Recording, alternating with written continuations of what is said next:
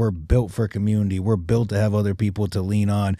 So at High on Jesus, we get to split into men's and women's groups. And talking about going back to meetings, I love hearing you speak and I love hearing the testimonies, but the women's group is by far my favorite part of the night. No problem. Because we have started setting goals and having accountability partners.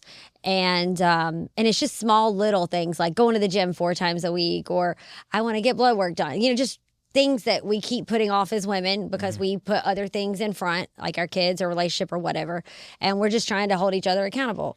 But there's just something that happens in that room when you have that connection that can remind you that you're not alone, and that you can always return to that community. And it's just very vital in my recovery are those women in that room. 100%.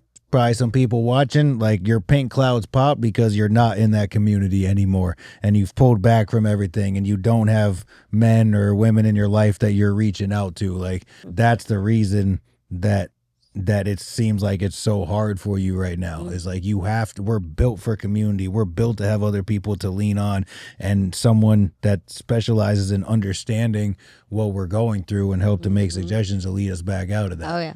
Or if I'll hear another girl say, man, you know what I had to do today? I had to take my kid and do this. And I was like, didn't like a couple months ago, weren't you praying to be able to take your, you get to. So like they don't even see it in the moment. But just the fact that I'm able to see that shift in person, that they're like, you know what? I do get to, because somebody told me that I now get to, tell others. And it's just to see that light come on, that they recognize what's happening. It's pretty incredible. Another thing to get out of that season, serve someone who is still where you used to be. Oh, yeah. And I'm going to go back to the point before. That's another purpose of the recovery meetings. That's another purpose to come to that type of stuff is because you see people who were right where you were before. And it's a good reminder to be able to walk out of there and be like, man, I am so thankful. Yeah, never again. But I'm so thankful, like, for how far that I am, for everything that God's brought to me. That's a way to get that passion and that excitement back. Oh, yeah. And I think it's key. Doesn't matter what it is, when you do it every day, I believe you take it for granted. Standard issue for all humanity. I think me and you, we take for granted that we work with addicts and alcoholics every single day of our lives. I think it's become normal, almost to the point of we might subconsciously assume that everyone else does too, in a way, like it's yeah, we see it all the time. Like you don't see it either. But like they're not. And so this is for someone, you work a normal job. You're not around that type of stuff anymore. Recovery's all you got to stay connected to being able to serve people who where you were used to be. So if you pull yourself out of the meetings and you pull yourself out of the things that are, I hear people, I go to church. Church is awesome. 100% go to church every week. But that's not serving people who where you were used to be. Yep. You understand what I'm saying? So like you have to stay connected to community and recovery, because that's going to help remind you, oh wow, I got a lot to be grateful for. And on top of that, I'm going to help this person because I relate to them and I know exactly where they are. It. Yeah. There's nothing like it. So that could be maybe real helpful for someone who's kind of pulled back, and that's a dual reason to not do that. And that's why I think, sharing your testimony and what you've walked through is so important. When you're ready, of course, it's not forced on anyone, but the people that have still touched my life, that may only have 6 months clean, I still hear something in that testimony that applies to me. Absolutely. And it's like a refresher. And then when you do that, it's a good reminder of, oh, look what God rescued me from. I almost forgot about that. Yes. And then that's even more of a motivator to be like, God did that for me. Why am I not giving him the glory and the time and the, better part of my day to enter into that relationship? Yep. And so that's just another incentive to connect back with God, because we remember what God rescued us from. And, I think all of us, we need to be willing to admit when we're kind of feeling spiritually empty. Instead of just acting like this morning, or was it yesterday? I was like, I'm not in it today. I have to tell somebody.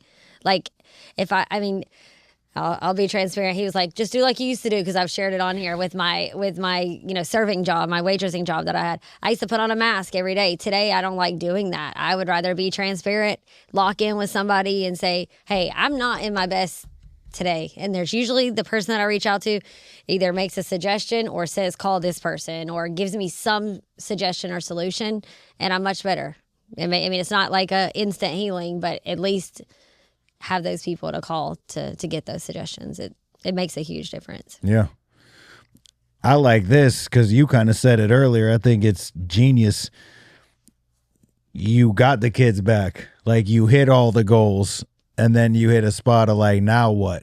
And I think that's huge, man. I used to hear speakers warn against like, you set all these goals for yourself, short-term and long-term goals, and then the worst thing that could happen is you hit them all, and then you don't have the plan for now what's the next goals, and you hit this place almost where you subconsciously feel like you've made it, and you take your hands off the reins, you stop doing the things that you were once doing. The next goals. That definitely happened to me. Like, I hit a stage of that where, I mean, God just opened door after door after door, and I made the mistake of not having even greater, bigger goals than that, thinking that we had arrived.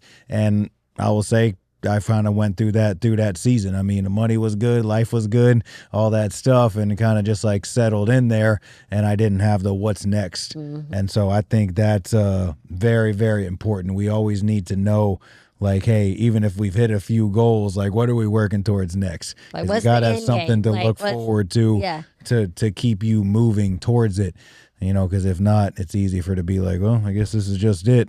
I got it. Now what? I'm just not using.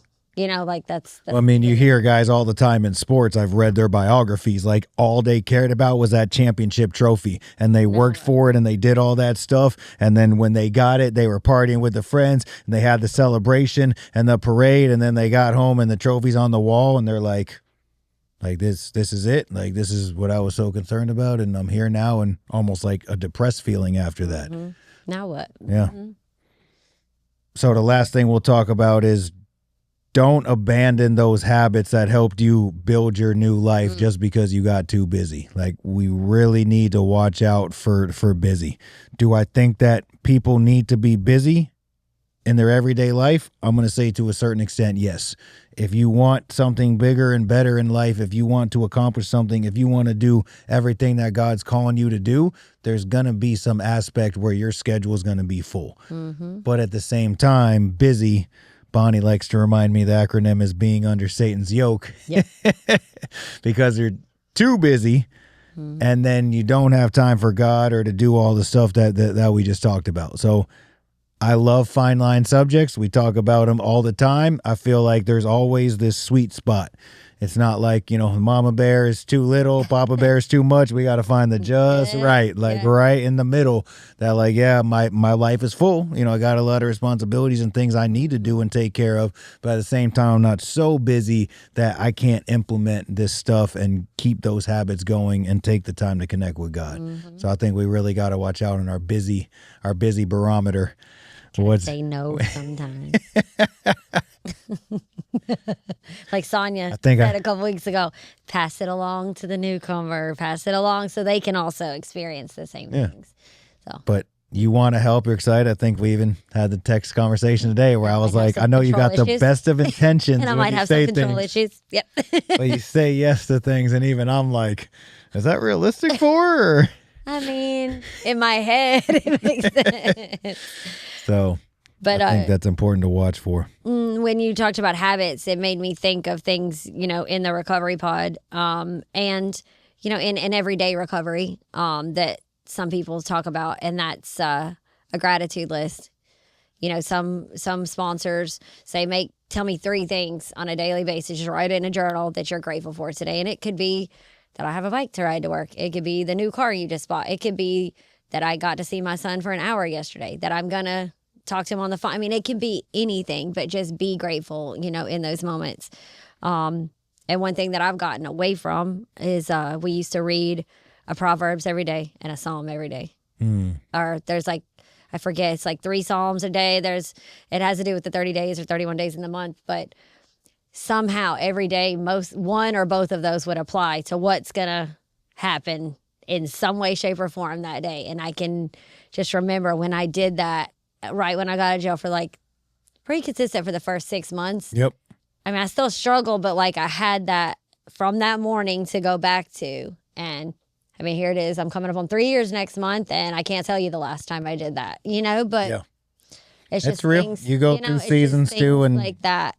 Now I'll be like, chat, I'm feeling like this. What, scripture. So it might be the quick version of getting it. But there's nothing like opening your Bible at home in the morning when everybody's still asleep and getting the word just directly. There's nothing like it. So to that point, I think it's a great idea. So for mine, I really like to understand the deep levels of Proverbs. So I even went through and I broke them all in half. Of course, I have like a line in my Bible that knows for that chapter, that's the verse, close to the halfway point as possible, thinking the thoughts. Again, it allowed me, I felt like for me personally, when I would do the whole Proverbs at once, it was a little too much to really digest. So I actually do a half of Proverbs. I've gotten back to it lately. It's been awesome. And then in the New Testament, give me that suggestion. and then in the New Testament, I got a bookmark there. So I'm reading like the half of Proverbs, and then I'm reading one chapter in the New Testament.